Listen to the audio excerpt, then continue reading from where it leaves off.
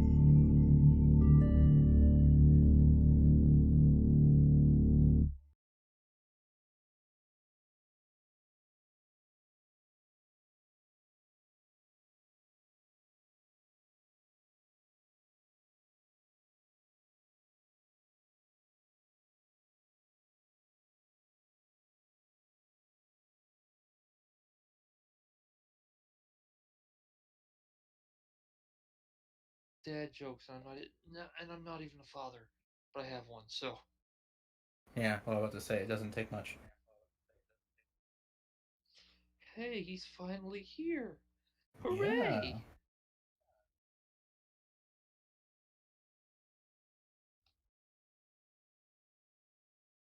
Oh, okay, we are live. Hello and welcome to Omega Republic, a radio podcast program for the furry and brony community. I'm your host, Cosmic Pros, and also joining me today is Copper Cap. Howdy. Thank you for joining us here on Suiting Up for Life, where we seek out those in the furry fandom and get to know what it's like to be a furry or a brony and what they do to make who they are a part of the community. Today we have Maggie Holt from Savannah, Georgia, joining us. Hi. I'm Maggie. I am technically more of a fur kig, as I dabble in both the furry and kigurumi community. And as you can see, I'm more represented by a kitsune than an actual fox. Hmm. All right, interesting. So, what charity will you be supporting today? Today, I am throwing it to the Bone Marrow Foundation charity. I had to have a bone marrow transplant last year, or I'm sorry, 2019, and they were a big help. We had to move cities for a while, and they gave us some funding to give us a hand and made sure we were well taken care of during all of that. So I just want to give back to them. All right, that's fantastic. I know uh, that charity well. I'm a bone marrow donor myself. Okay, so now we want to let everybody know that's watching, and we'll be watching that for every like that this video receives, the Omega Republic will be donating $1 to the program, to a max up of $100 over the next 30 days. So please give us those likes. Thank you for watching and choosing the OR as you place as your place of entertainment. Now let's get to know Maggie that is with us today. Uh, Actually, we'll Cosmic, start if I this may off with interject, the first. I'm sorry, Cosmic. May What's I that? interject just really quick? I'm Go, gonna go ahead. change that just this once. I'm gonna change it. I'm thinking for such an important foundation, instead of doing $1 one like, we're going to do $2 per like, and we'll do it a max of $200 this time for this charity. That's absolutely fine. That should still work. All right. So let's get into the first questions from Maggie. So the first question is, how long have you been a part of the fandom, and what brought you into said fandom? Well, it's interesting. I found the fandom, back around the mid 2000s, early 2000 area, as a young Mm-hmm. kid, and I was not really talking to anyone in it till about 2015. Just never got the courage up. I guess that was really. And after that, I started making some friends and started, you know, bumming around a bit and meeting people, and somehow I ended up here. It's a pretty good story. That's how I think it falls for a lot of people. It does. I found most people say something similar. It's great. So it was more like just wake up one morning and boom, furry fandom. Well, it involved reaching out to people and finally getting the courage to stop just sitting on the sidelines, basically. And it's easy to say, I'm gonna reach out and talk to someone. Sometimes when you have social anxiety or other things, it's just really hard to get in touch with people and actually go, "Hey, I'm here. I'm interested too." Absolutely, I agree with that. I'm not the biggest person to open up to anybody about anything. Especially when all your local friends are going, I'm not sure I'm big on this furry thing. Yeah, yeah, And then you just I kind of do. shove it back in the closet and go, okay, close the door. Yeah, I feel you. But now I've got, let's see, so as a kid, I've got a couple of fursuits. Well, one fursuit, a couple of mascots. I am a costume enthusiast, as I say it. Mm, I'm big on not just one type, but I like kind of losing myself in characters and stuff. A bit Hmm. more, right. you know, not as big on regular cosplay because I don't like seeing my face in the mirror when I get into costume. Let's see. Right, I understand that. For our next question, we'll go ahead and lead into this. What do you do towards contributing to the fandom?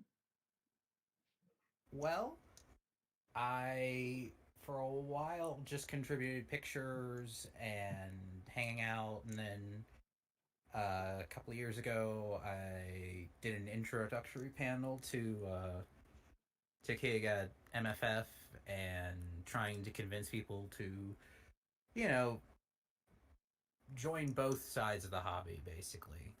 Um, as I uh, was incapacitated for a bit, I kind of sat on sidelines and wrote a guide or two. And recently, I did a virtual panel that's up on my YouTube channel, and you can actually basically get an updated version of the panel from MFF 2018.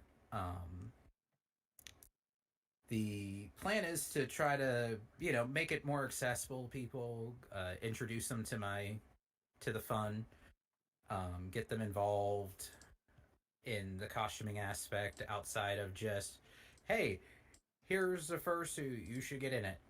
And it's more, this is what it is, this is fun, you should try this aspect of it. More than just, oh, hey, come be a big animal. It's more, hey, come express part of yourself and try out a different gender maybe. Mm-hmm. As most of my characters are female. Mm-hmm.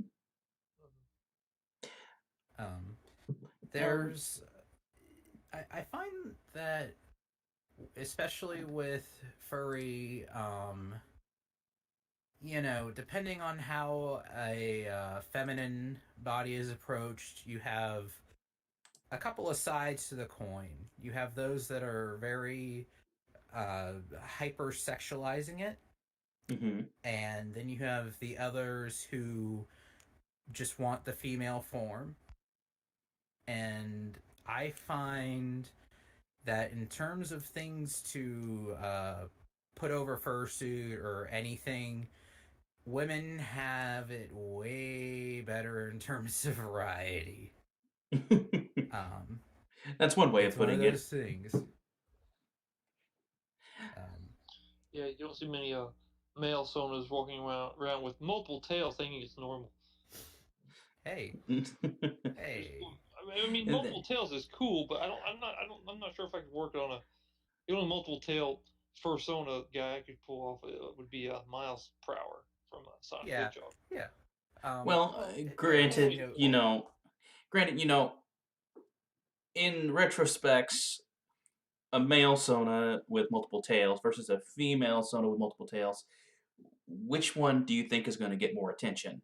At least in retrospects. I mean, when you think about the certain populace in the fandom, I mean, there are certain qualities that both characters need to have in order to get the person's attention.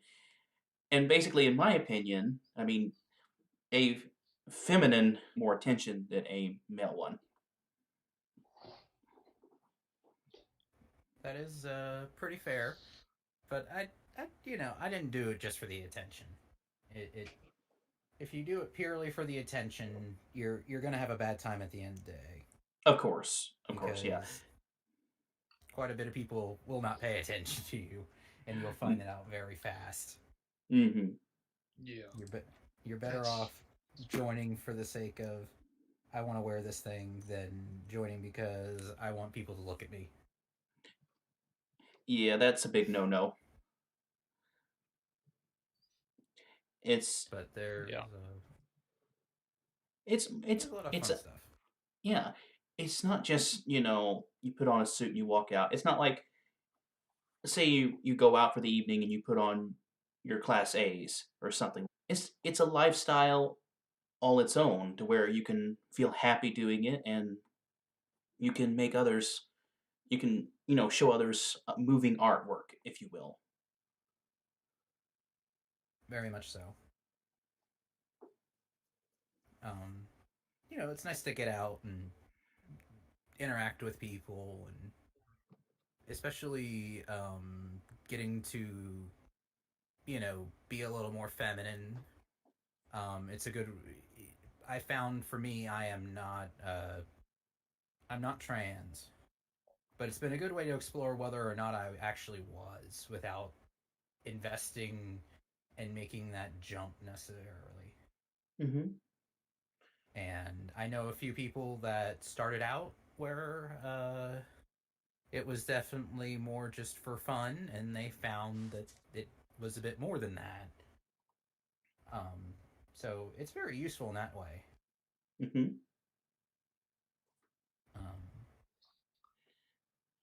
Sure beats paying us Rink $1,000 a session. Well, Okay, we'll move on to the next question. Get into this. Now, so you are a suitor, correct? yes, I am. Okay. So I figured that kind of part out. But so you made your suit and the tails with it, or did you have help with that, or? My mask, the actual mask is made by a studio called Ride the Pig, and it took a couple of months for them to get it done, but uh, ugh, excuse me. that's okay. After she's held up very well. I actually collected the tails at conventions that I've been going to. That's the way to do it. And I went to my first furry con, and I picked up one tail, and then I picked up another, and then the next one I picked up another, and then I missed one, and my They friends got picked kinda it up for me. I'm going. They get kind of nuts. Tails, I'm gonna have another. I still need to get another two, at least. My goal is to get. Yes, that is actually the plan. I'm gonna do a off-color yellow and an off-color orange. Because Roid you bit in yeah, well, the idea is, if in lore, kitsunes can change their form at will, and that's why I ended up with one more or less. Because I can't decide. I don't have a really primary form. Other ones like I also have my skunk Michelle, who my friend Angel made, and that took like a year. But I jump. I like trying on other people's stuff. I like literally getting to walk a mile in someone else's shoes, as I put it. Mm-hmm. So basically my thought was, well, she likes changing her form. She doesn't like necessarily always being the same. So she can add tails at will because, of course, technically I think she's only a two-tail. Different level tails is age and power level in that stuff, but I'm not going to get into that. But Mm-hmm. so she adds extra, and she didn't want to just keep them red, so she changed the color of them. It just Gotcha. it's awesome. more fun. I like that. That's interesting. I'm not well versed on the kit lore, but that's very interesting. I like that. I Yeah, don't know. Like animals with tails. I don't know why. Foxes, yeah. wolves, and all that jazz. Well, tails are fun. Mm-hmm. Absolutely. Now, if you don't That mind. kind of answers the second part of that question. Go ahead, Copper. Oh, I'm sorry. Cosmic, you can go right ahead. I'm sorry. I didn't mean to interrupt you. No, I was just saying that kind of answered the rest of the part 3 questions I was going to ask. Kind of things like if you decide to improve or add or alter something to it, and she says, "Oh, well, I've got 4 different tails. I'm getting 2 more." Yeah. So I mean, you say you've got 4 tails, you get 2 more to add to the lore, and you can just switch out between kit to skunk, and so they kind of answered the rest of the part 3 questions. So, Copper, if you want to continue either with a question or whatever you were else going to say. Well, before we move on, I would like to just kind of learn a little bit more about your other characters. For example, the Red Skunk character. Ah, yes, Michelle. Michelle is my red velvet themed skunk. When I was still, exploring the fandom from the closet, there was a big push for candy skunks. And the Candy Skunk Core was literally a bunch of skunks themed around candy bars and various other candies. Never met them, but like I know there was one based around Andy's Mints and a few other things. Honestly, I can't remember all of them, so sorry. No, But no, it's fine. they, My fault. I just had I was like, I want to have fun with this, and I was, it's actually two characters that influenced me coming in. One was Samantha Kemple, which is owned by Ken Sample, but he had the suit is owned and performed by Robert King, and he was a big inspiration for me when I was starting out. And I now call him friend, which I still find kind of weird when you get to have someone who was kind of a hero idol growing up as a friend. But so I kind of want to do a skunk because of her, and then I was like many people at various points entranced by Zigzag, and decided, I didn't want to do Zigzag. I wanted to, she kind of helped influence certain aspects of the character, but she's definitely not Zigzag.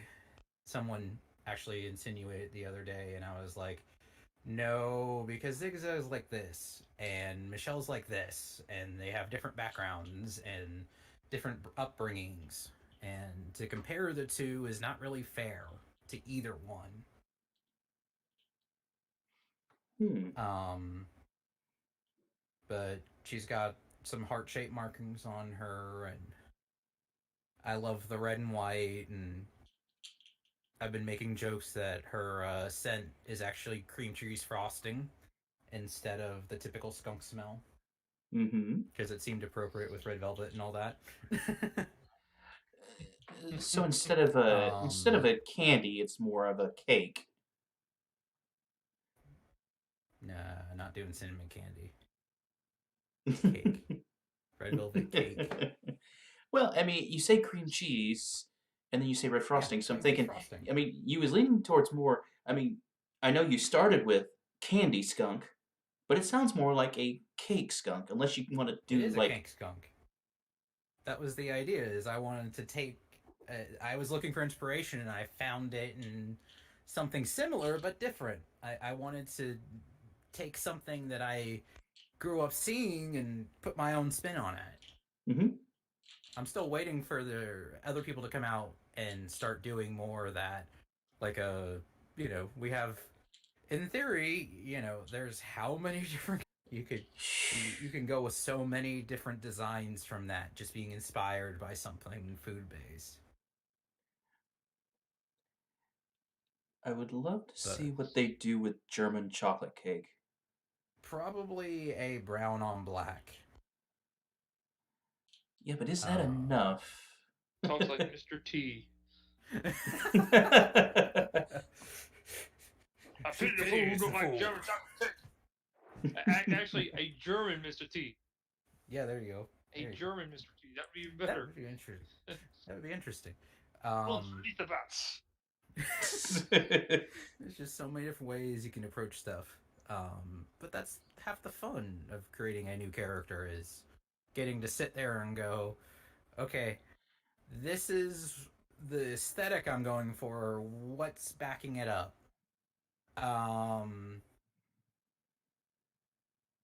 But we have chocolate cake. We do standard white buttercream. Well, I guess it'd be yellow and white. I'm sure there's a birthday cake in there somewhere. Cake also fit in there? Yeah, would there be ice cream? Yeah, you could do like a subclass. Almost, you can do different ideas. That'd be kind of funny. You get a green with brown spots, and that feels like more of a cheetah than a skunk, though. But you could still use the same inspiration. Green, brown spots for mint chocolate chip. Whatever the cake is frosting in you would basically use as a hair color or a stripe color. Okay. I still prefer the red velvet cake. I like that idea. Mine. Can't have my favorite. My skunk. Okay, but wrap your mind around this. Red velvet cake. Pineapple upside down cake. Pineapple upside down cake? Suddenly, pineapples. Would the suitor have to walk on their hands the whole time? I mean, maybe they build it so they're actually walking on their feet and their hands are in the suit's feet. I mean, just shoot pineapple bombs at you. Be like the Eggplant guy, Kid Icarus, throws a pineapple at you and said, "There's a pineapple on your head." Oh my! So many ideas.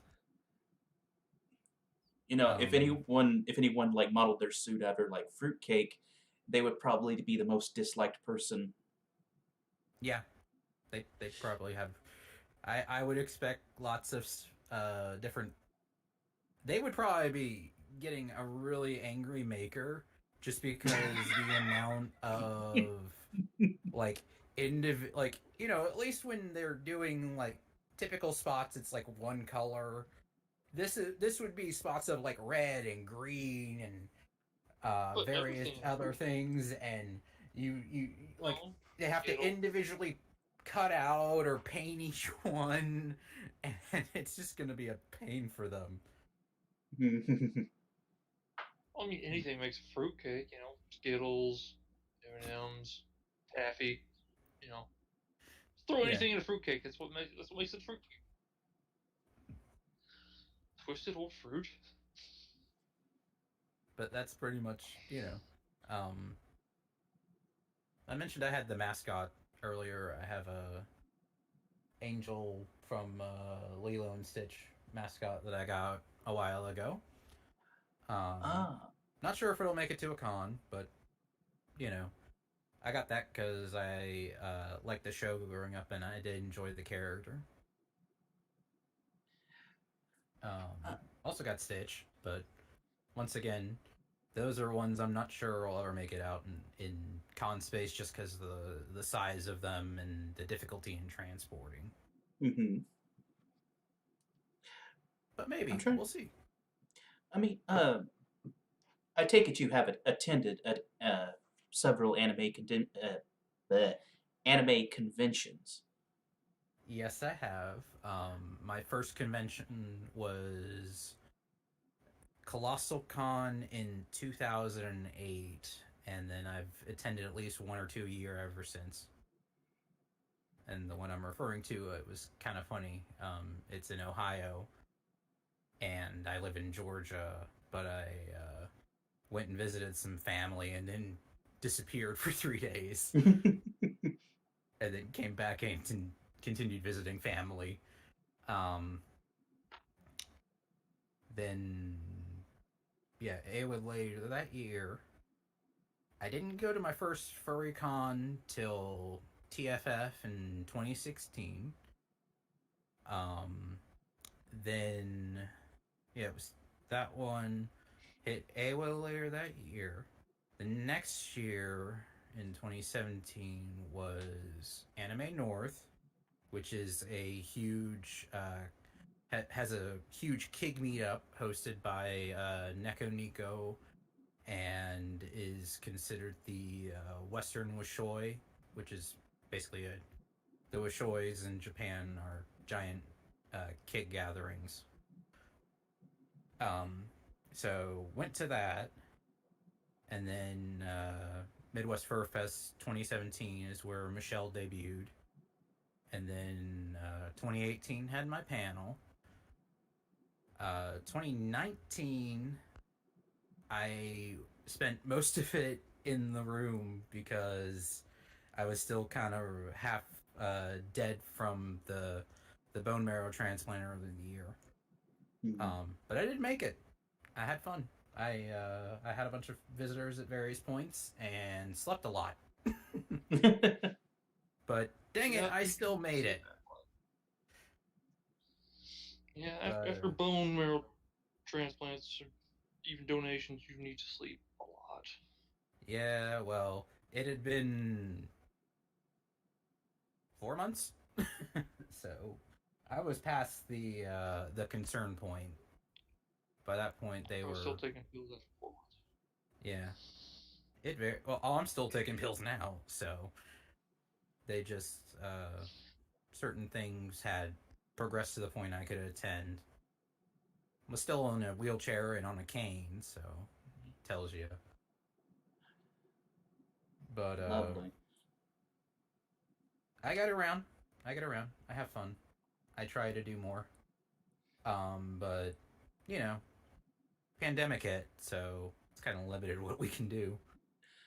Oh yes. But Yep. that's where the virtual panel came in because I was Yep. we were it was MFF was coming up and I was like, man, I want to do something, but I didn't want to try to get into the panel lineup for their you know for the virtual con. I didn't feel like I fit, so I just kind of asked a friend if I could do it on their Discord, and they set me up, and so I held the panel virtually in the Discord, and then I recorded it while I was doing it and just uploaded it to YouTube. And the idea being that, yeah, we can't get together, but I want I want people to come in. I want them to enjoy it. I want to show them how to do it. I want to show them why it's fun. And just, it makes me happy when other people are like, "Yeah, I saw that and I get it." And they want to join, and you know, um I know the hobby, especially suiting part of it, is kind of expensive. So, in the case of Kig, I actually have an extra mask for loaning to people that I get to know and feel are not going to do something stupid. I might only let them try it on for a little bit in the room or whatever, but it's these things are not cheap, and I want people to feel whether or not the investment's going to pay off for them. Because if you're investing even $300 in this stuff, and that's pretty low end for anything, Mm-hmm. I want them to know that they're going to enjoy it. Because I had to jump in blind because no one around here had anything to lend me. There was no one into the into the my where I entered the hobby basically. There were furries in the area, but I didn't really fit their stuff, and I didn't know them at the time. I was still very shy in person. Mm-hmm. Right.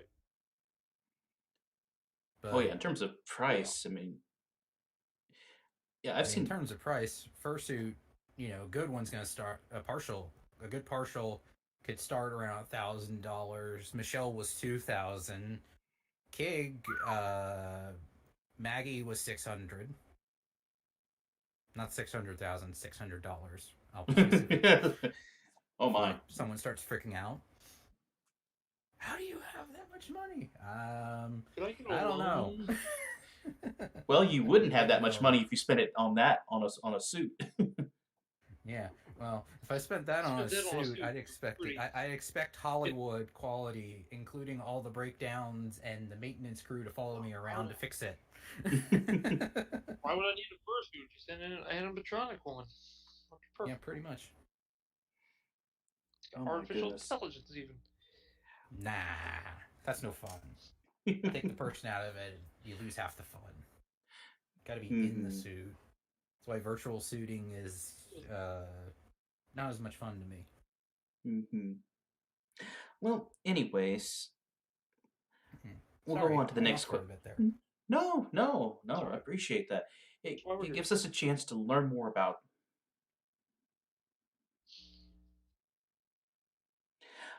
Based on your choice of Sona, and this is a little bit more of a personal question. Do you feel it represents your personality, or do you want to be more like it emotionally? Is there anything you feel like sharing from your real life that you also incorporated into your Sona? This is kind of interesting. I didn't really, when I was doing it, at least, I'll focus on Maggie at first, and I'll go to Michelle if that's okay. Of course. Um, with Maggie, when I started and got her, my focus is more on, um, I was just trying to kind of do an anime girl version of me. Um, I'm into video games. I listen to Nightcore and anime theme songs, and I enjoy subjecting my friends to them. Um, a lot of the stuff that, sorry, I looked over my closet. A lot of the stuff she wears is stuff that I was interested in wearing. I Her style is so unique in the sense that she doesn't really have one. It's I'm looking at stuff and what do I like, um, and in that way, she's very much me. Um, we're both very I'd like to think I'm kind anyway. Um, but both kind of energetic a little bit. Kind of shy, but we like making people happy and spreading smiles and joking and hanging out. Um, and I like the idea of changing who I am at times without permanently changing anything. So I guess that's where the kitsune aspect really came in for Michelle was very much kind of like childhood ideal realized. Because I had since like I mentioned earlier, I had saw Samantha and read Robert's details on how he made her. Um, so with that in mind, um, that inspired her. But I also wanted her to be kind of a Southern belle, because I live in the South, and I wanted to take her a different direction than I took Maggie. Um, and I felt like she would. I've kind of written this story out for where if she was real, she'd be some kind of, you know, activist. She would literally be from old money, but she would be more practical in a sense and would run a charity organization and stuff that gives back and is more focused on giving back and not just like the tax write off charity aspect we sometimes see nowadays. Um, but I would like it was just one of those things where she's holding a charity event and instead of having some fancy appetizers, she's gone to burgers and dogs. And just like, yeah, we could have gotten steak tartare, but I'd rather give the money from that to the homeless people who need it so we can build them another house. But just more of a charitable aspect, I guess. Um, but there's a lot of different stuff that I don't know if I can really incorporate from them into my life other than the being kinder, looking out for others aspect from her, and Maggie was basically me, so there wasn't much to reverse from her. um, but I feel very much like they were kind of always there. And it's like kind of welcoming an old friend back home in that sense Nice. that Yeah. they're parts of me rather than I know some people are very much like, oh, this is me. This is 100% me. And this is me as an animal. And I want to be like more like this. And I'm like, they were kind of always there. I have to kind of psych myself a bit because sometimes when I'm in suit, I'll start thinking too hard about it and just kind of lose my performance completely. Um, and then I get basically take a deep breath and get back into it. Um, but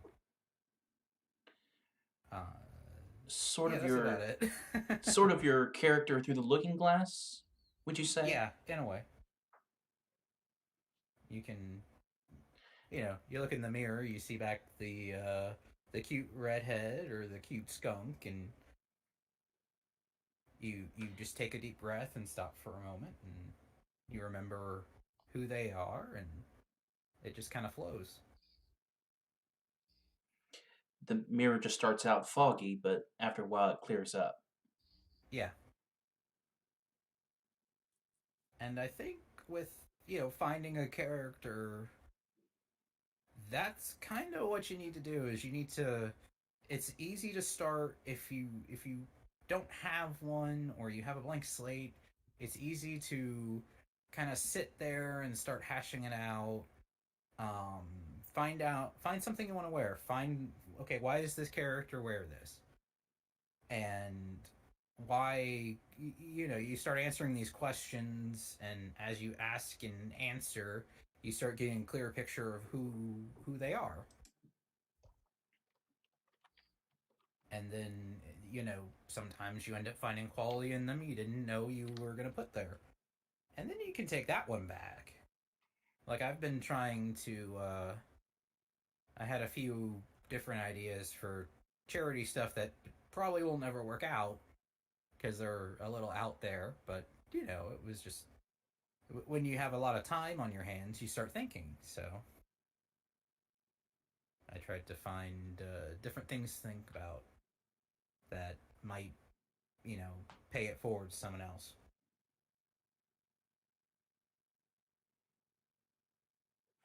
I got you. Okay, well, we'll move on to the next question, I guess. Being a furry and walking among our society today, uh, do you feel more or less alone than you did before you became what you are? And has it opened up more opportunities toward making friends? I would say it's opened a lot of opportunities to making friends. I'll go ahead and finish that one and then come back to the first part of the question. Okay. I was kind of drifting away from my local friends at the time. A lot of them moved away or were more focused on something else, and just it was starting before I joined the community, and then as I joined it, and it just kind of happened naturally for better or worse. And so most of my friends are in the community now. My best friends I talk to, we have our own little group, and it's buzzing. Um, and if it weren't for them, I would basically, if it weren't for the community, I would have been alone in that hospital bed. That's for sure. Um, but as for feeling alone locally, it's a mixed bag. There are people here. I don't necessarily mesh with them well, but they are here, and we've both kind of, both ends have tried. It doesn't always work out. Um, but, you know, to some degree, I am isolated from people around me to a degree. I have to be. I live in the South, and I may be in a city that's, we've got a famous gay club downtown and stuff, but there are still a lot of people that are close minded. I'm not, you know, that kind of thing, but they don't look favorably at anyone who would put on a dress. So Mhm. you have to take that into account when doing stuff. So it's always kind of, you plan stuff out if you're going out in public by a Mm-hmm. lot, um, especially around here, because we are a very liberal city, but you get people coming in from the non-liberal areas, and you just don't want to take a risk. There's no point risking life or limb just to have a little bit of fun. There are time and place and ways to do it, and you don't have to worry about some random guy from the middle of nowhere with a stick up his bum just showing up and raising a fit. Mm-hmm. The poison word being Same. stereotypes. Yeah, Yeah, it's the same in conservative towns as well. I mean, it's just kind of the other side of that coin. Everybody uh, believes the same thing, and if it's probably somebody worse comes in in that's different, it's probably worse in it's conservative bad. towns. I can kind of get away Well, around here because we have the local arts college, and so if you're walking around with a camera or a video camera, people will usually give you some leeway and be like, "Oh, they're doing something for the art school," and back off. But not always. yeah, it's just in our small conservative town, Oh yeah, people have either one look or the other, you don't know who's who half the time. I mean, if Yeah, you know the person I've well enough, sure, you know what their oh yeah, parts are, I and then visited them. there's then you know with our town we've got only two sets of people, but there's no you know there's the old folk and there's the young folk and there's nobody in between. So you know the old And, folk don't understand the young folk, and that's yeah, problematic I can that way. imagine getting out Mm-hmm. into. I had friends that live out in the country, so I used to go visit them, and you could see the difference. And I wasn't even doing anything back then, but you could see just how people carried themselves and how they dressed and stuff. Yeah, So definitely get Yeah. not wanting to get into some of that stuff and worry about it. yeah, it's But you do very your best, pointless. and sometimes it works to your advantage because you make a lot of online friends. I'm contemplating after the plague ends doing a cross country road trip. There are a bunch of different people I know, and I think I could conservatively couch surf across the USA. Think, not sure, might work, might not, but gonna try. Hit me up anytime. Yeah, I'll keep it in mind. Got a couch.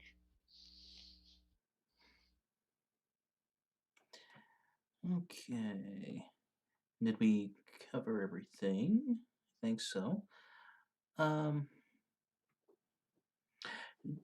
and I think we covered this partially. During your day to day, since becoming part of the fandom, what are some things you've started doing differently in your life? Well, I've definitely changed my window shopping. Used to be browsing for video games and reading up on stuff. Now occasionally I'll slip in looking at new outfits and trying to manage the Patreon. There's not much to manage right now. I admit it's small. I'm grateful to my three patrons. Um, they're mostly trying to help me keep my sanity because with everything going on, I'm not allowed to work. Uh, doctor's orders. So Hmm. they're trying to they're trying to help me keep some fun stuff going, and I'm letting them help me pick out new outfits and stuff. So I'm always trying to come up with new stuff to throw at them. And half the time I get back well, Maggie, you know better than me. Why are you asking? And I'm like, because you paid for the tier that lets you give input. It's like, you could select a lower tier and pay more money. That is an option. Oh my. You get what you paid for. Yeah, Sometimes. exactly. I wanna give them what they're trying to help me out. I want to make sure they get their money's worth. It's not fair to Yeah. it's like I take your $20 a month so you can basically dictate how it's spent in the next few months or whatever, and you're like, yeah, whatever you want to do, huh? Yeah, just whatever. What am I supposed to do with a whatever? I can't wear a whatever. Yeah, I can't fit in a size 2 either, but I don't care. I say, Trust me. Sure, sure. Good luck fitting me in anything below a size 22. you see, that's the I one don't even know what. advantage that you have experimenting with female characters is that you have to learn both male and female sizes, Oh yeah. whereas some of us only focus on the one particular gender sizes. So yeah, I Well, don't have that kind of it knowledge, and it kind of it's not works to too my bad actually. Dress sizing gets a little confusing, but typically certain sizes kind of translate pretty well. You have to do a bit more research, but typically you'll end up looking at the three major measurements, which are bust, waist, hips, BWH, Mhm. and it's just plugging it into stuff. And even then, going between different companies. Oh man, a 22 from one company may fit you, but you may need a 24 in a different company. So it's much more complicated than shopping for t-shirts. Agreed. Guys have it easy. What size do you wear? Oh, 2XL. Okay. 2XL is always 2XL. Not always true. I mean, 2XL maybe always be 2X. Oh no, we're not Holy talking crap. pants. Pants are in our story. Pants are terrible. Well, pants it's like first I don't have. what how does do you have a butt? Okay, you need this cut if you have a butt from this company. And then it's like, what's your waist size? What's your pant length? I'm very annoyed. I have to wear my pant length should be a 31, but you can only buy 32s or 30. Mm-hmm. So I Have the same either problem. have Mine's 33, way too doesn't- long yes. or they right up. It's like sit Yeah. down, It's ankles for everyone to to me, see. it's that same kind of thing. I've got well, it's a little bit bigger now, but I got a 35 waist and a 33 leg, and it's like they don't make these in any dimensions at all. Yep. They don't exist. Yep. So I'm having to sit here and buy, I buy a 32, it gets down long enough, 36 fits around the waist. It's like, why can't they make anything abnormal? I mean, they make plus sizes for girls now. Why can't they do something for pants? But no, nobody thinks about that. I go to every bargain store on the face of planet Earth to find pants that are exactly my size. That's where you get the fun part of maybe making friends with a tailor. Or learning how to hem yourself. Go buy yourself Can't a pair of go get yourself a pair of 34s and rehem it to be 33. I could do the same, but that's Too my lazy bad. to do that. Yeah, that's pretty much me too. I wonder if the few Like, first suitors This we is gonna know take would be able to do time. that. I don't want to do it. What are you saying, Copper? I can't hear you. I seem to have that problem. Anyways, what I was saying was, I wonder if the few fursuiters we know would be interested in sizing up our pants. The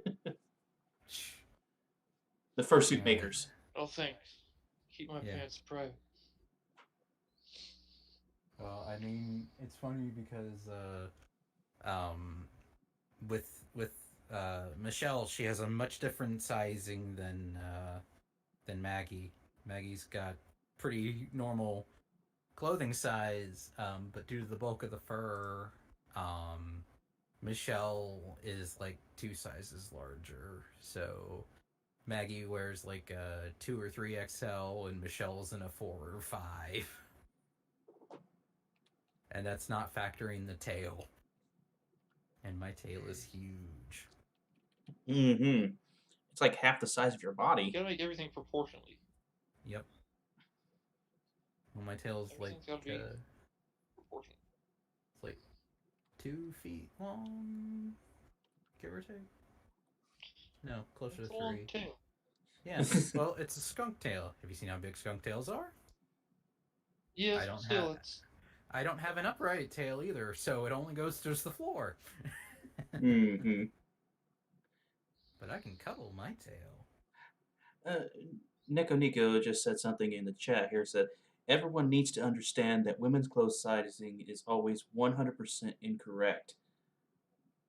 Yeah, I'll buy that. Yep. What does that even mean? Basically, the size numbers vary so much between companies that, unless even if you have the measurements, sometimes the nature of the curves of a woman will change what fits. Oh gosh. So you end up having to really the best thing to do is to get something and then have it altered to fit you, especially with a fursuit. See, company's A is bigger than company's B, which is smaller than company C's. Yes, but they're all still considered U.S. size 24. Absolutely. Yeah. Like, this is 24. This is 24. This is 24. Definitely not. Definitely not. Also wrong. Yeah. Yep. Yep. Best thing to do, like I said, order size larger and have it taken in if you have the money. Hmm. Um, Especially with a fursuit, you want to order bigger because that fur is going to add several inches to every measurement. And plus, Yeah. if you're one of those suitors that likes to, bulk up either around the legs or arms, body, you got to have room for that Oh yeah. stuffing.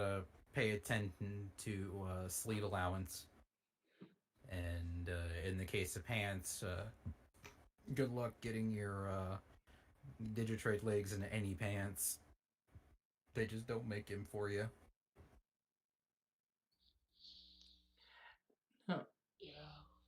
I wondered if one of these days, if you fursuiters will develop like these like cloth made electric fans that like you can sew into the fursuit without it being really seen, but it just like circulates air throughout the suit so you guys don't have to fry inside of them. I mean, That would seems very. I wouldn't say that it seems not plausible, although it does at the same time. But it also seems like that would take a lot of ingenuity.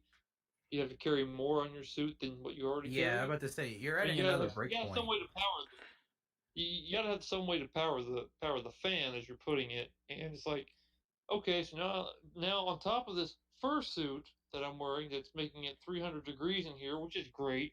It's like sleeping in a boiler room. I've got to put on this, electric backpack. Well, This actually, I have in Michelle. I have a single fan, and the amperage rate combined with everything, and basically, I had a friend who's into electricity and all that do out the math, and it basically I could run it for like 4 days off of no, I'm sorry, like yeah, about 4 days off of 5,000 milliamp hour battery, which is the size of a little bit bigger than a tube of lipstick, Hmm. and that's just one of yeah, those fans. So in theory, you could hook another 3 or 4 up and still be fine for a day. I mean, yeah, I don't know if it's just like the passion of you fursuiters or what, but I mean, up for example, I worked at MFF and as a volunteer, and I did headless lounge, and just to see you poor suitors when you take those heads off, I mean, every single one I saw was literally just drenched. I'm like, why do you people torture yourselves so much? Because it's fun. yeah, dude. I mean, I've never been to MFF or Fursuit Con, but we had this thing for the church when we were trying to promote one of our vacation Bible schools. We were doing a cookout thing at near by Knights of Columbus, and I was in one of these big dog suits for like 4 hours. It was already 100 degrees outside, and I was in there for 4 hours longer than anybody else was. And yeah, I mean, I know the sweat, but we do it because it's fun. It's not even if it's not entertaining for us, and we're sweating because I remember taking the hat off and just grabbing a bottle of water, taking a swig, and then about 5 minutes later, putting it back on and going out for more. How shall I put it? Not torture so much. It's just embarrassment because people were taking stickers and sticking them everywhere on the dog, and it's like I can still see you because my eyes aren't up here; they're down here. But They think they're I was just. sneaky. I mean, they thought they could blind me, but no, my eyes were like another foot down below from where the dog's actual eyes were on the head. But we do it because it's fun, it's entertaining, whether it's for us or other people or both ways. I mean, I would do that again in a heartbeat. No questions asked. Hmm. No questions asked. It's just the way I am. Happy to jump in there and do whatever, regardless of the consequences. So yeah, If Yeah, I've always been hesitant to do more volunteer professional work just because of the, there's a stupid stereotype that obviously because I'm volunteering to do it and I'm a guy that I'm into, illegal things, and it's like, no, I just like Mm. wearing the costume. Yeah, exactly. You Yeah, see, me that's too. the stereotype. That's I'm on that level too. I just rather just wear the costume. I'm not gonna do everything. I'm not gonna. Well, I won't say that because coppers kind of that line of work. But yeah, Well, in the line of work of getting dirty doing certain jobs. that's a At least different I kind do of it. dirty. There's dirt, and then there's the rated R and up kind of stuff. But yeah, Well, they the assume you want to get into the rated R stuff. no, Yeah. again, that's the stereotype. That is the unfortunate stereotype that has been placed upon you because of a small handful of people that are in it only for that. Uh, I mean, if everyone's consenting adult, cool, but that's not, the main focus. Adults are Yeah. gonna do stuff like that. We're adults. We can. It's normal. right. But as long as no one's, you know, like I said, as long as everyone's involved, as everything's a okay, cool. Hmm. Just go over there, close the door, and we're all good. Right. But it also places that stereotype upon Okay.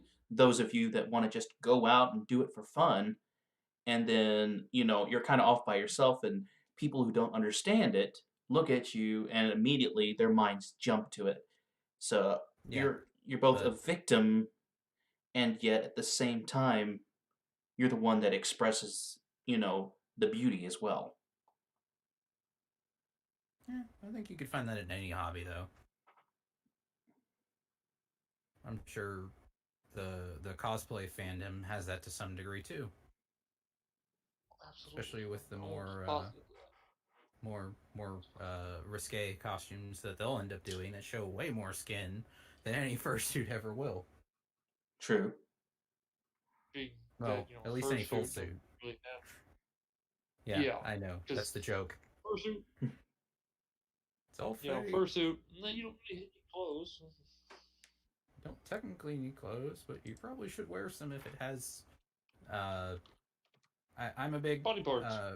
I about to say if it's got the female form You got lady and parts. it's got boobs, should probably cover them up Yeah. just to get people to not say anything. Got certain lady parts. I mean, if it's got anything down there, it should probably not be out on the con floor.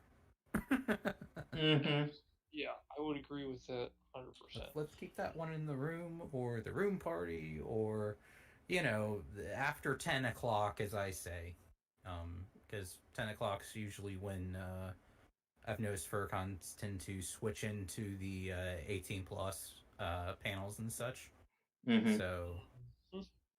it's like, yeah, you can bring that stuff and wear it, just don't wear it before 10, because that's when the younger kids are going to be running around still. Oh yeah, Yeah. which is Yeah. fine by me because I usually pass out by So, 9. yeah, that's true. He does.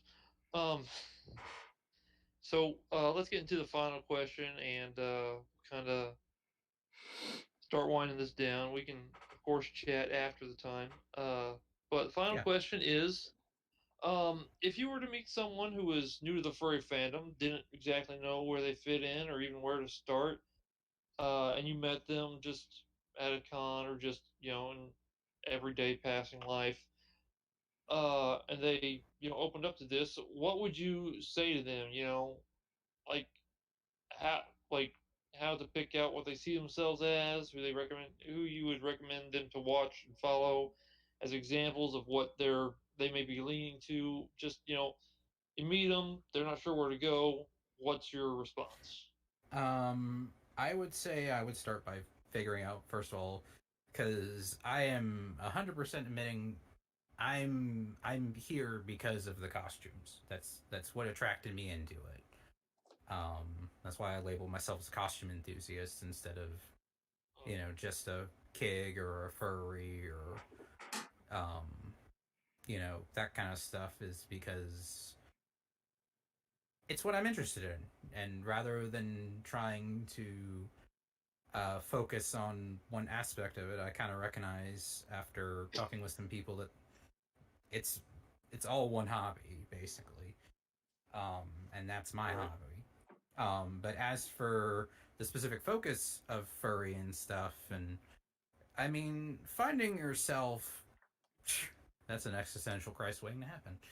Um, the best way I would say is I would start by finding out what kind of drew them over, and then, if I ran into a con and if they're interested in art, I'd take them by the art gallery or the artist alley, and if I knew anyone or there were any artists there or pieces of art I liked, we start talking about that, and kind of introduce them around, see if they click with anyone, see if they have any interests that maybe I'm not into but someone else is, and try to hand them off to them and get them connected in the right way.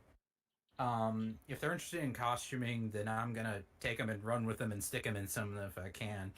It's like, oh, you're interested in this aspect. Let's go try it out. Drag. One of us. One cue, of cue us. Cue the anime gif of the girl dragging the guy flailing behind her. Yeah.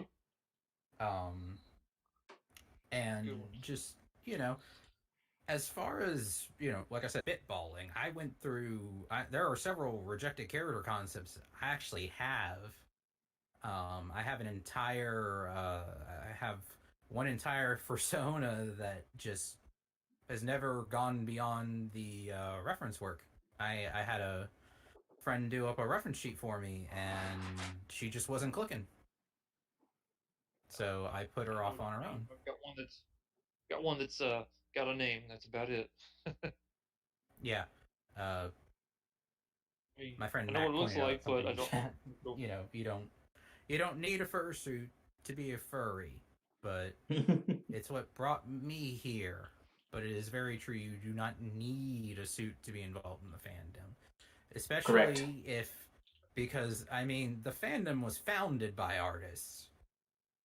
So if you're here only for costumes, cool. If you're here for art, cool. If you're here to cause trouble, not cool. Yeah. I mean, we're all here for fun, and we're all going to express in our own way. It's just, if you have a certain way, I'm going to try to get you with the person that is way more into what you're into. Because it's not fair if you're only getting my lens when you really want to be, plugged into the art community. As I'll keep falling back to, because that's what keeps coming to mind. Because I know there's a big DJ and music scene, but I don't know them well. But there's so many different forms of expression within the community that I would try to get them plugged in properly, and then as for picking out, like I said, picking out character, that's one of those things we'd have to hash it out for a few hours, but it's so much fun to me to kind of bring a character together, whether it be just for a costume or as an idea. You just sit there, you spitball, you start thinking about different things. You kind of go, well, what animals are you interested in? And then you start looking, and then they go, let's say, for example, we're talking, and they're like, oh, I think I like a big cat, and I'm like, well, are you complete trash? How about a snow leopard? Sorry, I had to make that. My mate's a snow leopard griffin, so we make that joke often. So sorry, hon. So is that like a snap grip? Yes, or grip? it is. That's Audrey Griffin. She is a snap a snow leopard, and I cannot remember the exact bird she's crossed with. But she is a steppe griffin with all the accompanying markings, and Nice. is super adorable. Do they have a Twitter? Yes, they do. I believe it's. I'll type it out in chat, but I believe it's Riley395. Riley Wolf 395. All right, I'll check that out. I will double. I will get that to you after we finish recording, so I'm not clacking at my keyboard. No worries. Appreciate it. I think we've pretty much covered everything there. If there is there anything you want to add to that question? Really, it's just, if you want to try this stuff, it's expensive. And there's no denying it. But I wouldn't, if you want to try the aspect I'm focused on, the hobby, cool. It's expensive. Don't cheap out on it. You'll end up spending more money in the long run trying to replace everything.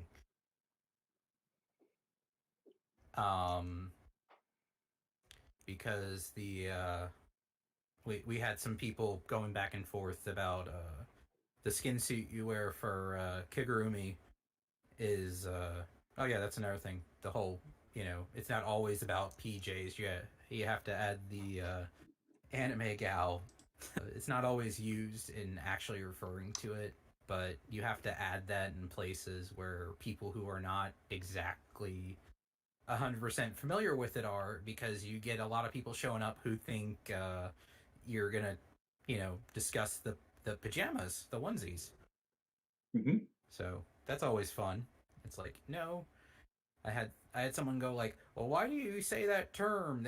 We don't use that regularly over here, and there's no reason for it. And I say, because if I don't, I get the guys in the onesies showing up, and they get all really confused when I start talking about these hard plastic the fiberglass masks and that stuff. And I admit, seeing a kid girl in a kid PJs is really cute, but